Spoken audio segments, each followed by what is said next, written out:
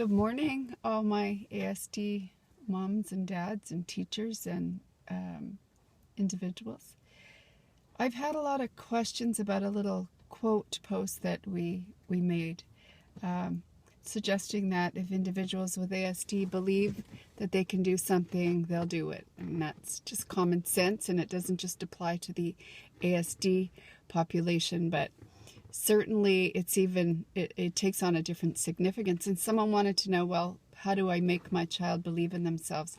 There's not a simple answer. So I think if we can help you to understand where that negative self-talk and lack of confidence might come from, then we can start coming up with some creative ideas for improving your child or your own or another individual's confidence.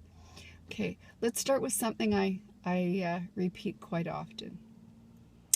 Because autism is a pervasive development disorder, that means that a person can have challenges in every area of functioning across a lifespan.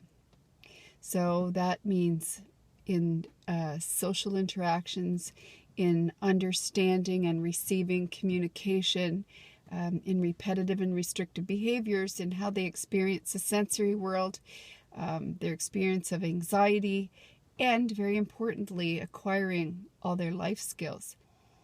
So that's really a daunting list, and it makes someone sound very disabled, but not so, because many of us just find ways around these things, or we have parents or other autism angels that teach us in the way that we learn, allow us to demonstrate our knowledge in the way that is best suited to our strengths, and are very understanding and considerate of the processing speed that we need.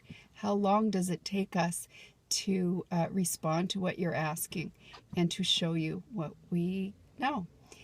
So the problem with this being a pervasive development disorder is that from the time we're very small, from the time we're old enough to know you're talking to us, we're corrected in every area of functioning. The problem with that is you've got your little 2-year-old toddling toward you to get a hug. And on the way to get a hug, to receive that social connection, to initiate that social interaction, we kick the cat out of the way. So the instinct to hug and to connect socially is reprimanded. The cat gets comfort and the child gets reprimanded, and through a typical lens, maybe rightly so. Not sure if rightly so, but maybe rightly so. Or perhaps a child wants to play with another child in a sandbox, so this is wonderful, he wants to have social connection, goes over to Tommy in the sandbox, grabs the toy out of his hand in order to initiate a hello or a play, and the little boy in the sandbox starts crying, and his mother comes and comforts him, and we go to our child and say, hey, that's not how you do that. And again, we reprimand for trying to initiate social interaction. So, what would be best there would be to celebrate what we want to see, which is the attempt at social connection, and demonstrate how we do that social interaction in a way that might be more successful. So that's what can happen in social interaction, but also in acquiring life skills. Our children can have problems with their sensory processing, so that, for example, the taste of the toothpaste is terrible. The bristles feel like needles. The foamy sensation of the toothpaste when you've started brushing is just intolerable. Many kids also have motor planning issues, which make it very difficult to turn the toothbrush, first this way, then that way, and then to be able to apply the right amount of pressure and push up, and then the right amount of pressure in the right place and push up when brushing the teeth. Our kids are often challenged in that area of sensory processing. That's proprioception, motor planning. So, something as simple as toothbrushing, showering, washing your hair, it involves so many aspects. There's never just one answer. The answer really is for parents and teachers and other people who love and support people with ASD to learn all they can.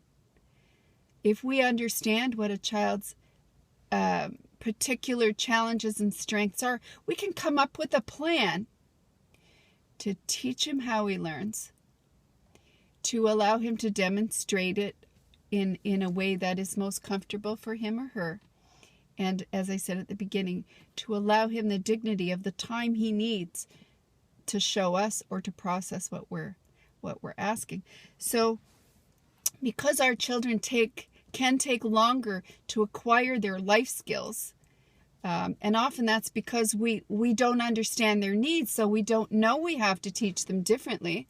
So we keep trying to teach Johnny to get through his morning routine in the same way, and for some reason, we don't wake up one morning and all of a sudden what we've been doing for 2 years works. We do what we've always done, so we get what we've always gotten. Is that a word? Not sure. So that's kind of the definition of insanity. We need to figure out how our child learns. I sound like a broken record. And then teach him one step at a time until it's mastered. Celebrate the successes, lots of positive reinforcement and praise in a way that your child responds to. A lot of our cognitively very capable kids really don't like sort of patronizing praise. So parents can calibrate that praise or reinforcement to suit their child. But when you get dressed too slowly, when you don't know the next step, every 5 minutes in the morning, every 2 minutes, you're being reprimanded, hurried along, chastised, told that you're making everybody else's life difficult. So if we have a pervasive development disorder, then everything we try, we may not be able to demonstrate it or achieve it, show it to people in a way that they want to receive. I sound illiterate, but you know what? It's 7:30 in the morning, and I'm just getting ready to do a sibling workshop, not awake. So what happens? Our children become averse to taking a risk. They know that if they try something, or they feel that if they try something in the way that you've just shown them or told them, they're not going to be successful. They've learned that they're not successful, so it's not that they're incorrect, is it? Very often when we show them something, they don't remember how to do all the steps, or because of poor motor planning or poor working memory, which means doing something with what we've just learned. They may have understood every step, but now that they're being asked to do it, they don't know how to apply it. They can learn how to apply it, but we need to teach them in a different way. Okay? So our children become very risk averse. Who would want to try something if they knew that they were going to be corrected yet again? So the solution to all of this, the solution is to first understand all aspects of our child's functioning to the extent that we can. I'm a broken record yet again. We need a psychoeducational assessment to understand how our children learn. We need a full occupational therapy assessment, complete with a sensory processing profile conducted by an experienced in autism only OT, who has completed the additional university qualifications that allow them to be expert in sensory processing. I believe those are 3 additional university courses that they take, and they're based in neurology. So if we know that, then we can come up with a hypothesis, an idea about why a child may be struggling with something, and we can then come up with a plan based on how they learn, how they're going to be able to demonstrate it, and how long we need to allow them to process as we are teaching them, and how they how long they may take to show us. Maybe that sounds a little vague to people, but when I'm talking about processing speed, so in the morning we hurry our children along, and we say, "Come on, Johnny, I'm going to be late. We got 5 minutes to get to the bus." And in response to that, our child actually seems to slow down. Well, that's because if Johnny takes, 3 to 10 seconds to process what you've just said, and we repeat the command before he's had time to process it and respond, the processing time starts all over again. So yes, he will seem to slow down. And then the third time that you nudge him, anxiety can go through the roof. We're frustrated, the child is anxious, the day doesn't start off well. So this was a little rambling, but the answer to improving your child's belief in himself is to make him feel understood. Always, always is impactful to say to a child, "Honey, I've made a mistake. I didn't understand how you learn. And that's why we got these assessments, because Mommy, Daddy needed to understand exactly how we could teach you so that you could show us exactly what you know, because we know that you are very, very bright. We just didn't know how to teach you. And we apologize for trying to do it the wrong way for so many years." So that's one thing. Our kids love it when we say that we were wrong. Of course, we weren't wrong. We didn't know. We had on our typical lenses.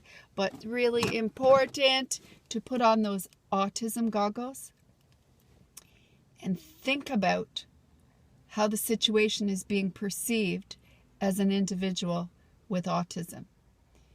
Because if we feel that we are understood, we may lower our shields and actually hear what it is that you have to say. If you understand how anxious we are and risk averse we are, then you may proceed in consideration of that and help us to feel successful every step of the way.